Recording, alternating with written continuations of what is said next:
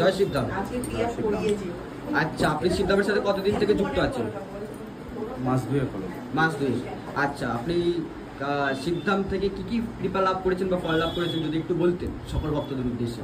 আমি যখন এসেছিলাম আমার স্ত্রীর একটা ব্যাপারে, আমি আগে এক জায়গা দেখিয়েছিলাম, কিছুই হয়নি। আচ্ছা। তারপরে এখান থেকে এসে ঘুরে গিয়েও সেরকম আমি বুঝতে পারিনি কিছু হয়েছে। আচ্ছা।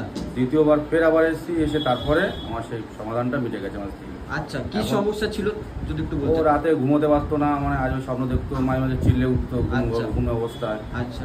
হ্যাঁ, দিনকে দিন শরীর মানে শুয়ে যাচ্ছিল, ঠিক মতন টাইম মতন খাওয়া দাওয়া, মানে আচ্ছা নানান শত চিন্তায়। সেই দিক দিয়ে মোটামুটি এখন ঠিক আছে। সেই সমস্যা নিয়ে আপনি কোথায় কোথায় ঘুরিয়েছেন? আমি এইখানে একজনকে আগে বহুত দিন ছিলাম, কিছু করতে হয়নি। সে বড় নাম করা জ্যোতিষী ছিল। হ্যাঁ, আমি এসে আগেবারে প্রথমবারই বলেছিলাম, আমার কাছে নিয়েছিল অনেকটা 20,000 টাকা মতন নিয়েছিল, কিন্তু কিছু করতেও পারি। আচ্ছা, তো সিদ্ধান্ত থেকে কত টাকা নেওয়া হয়েছে? না, কিছুই নেয়নি। জাস্ট একটা গুরুজি খালি কবর দিতে বলেছিল, ওইটাই ছিল।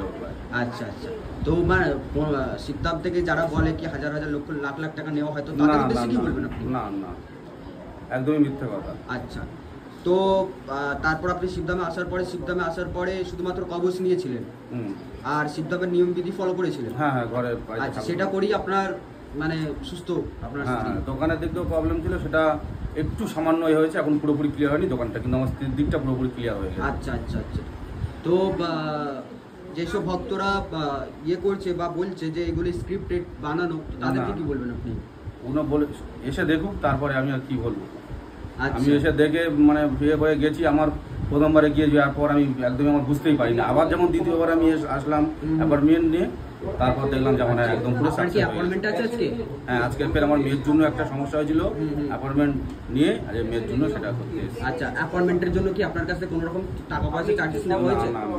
বা আপনি ভিজিটিং চার্জেস বলুন বা কনসালটেশন চার্জেস বলুন বা ক্রিয়া করানোর জন্য চার্জেস বলুন, না না, এগুলো কি নেওয়া হয়েছে তখন থেকে? কিছুই নাই।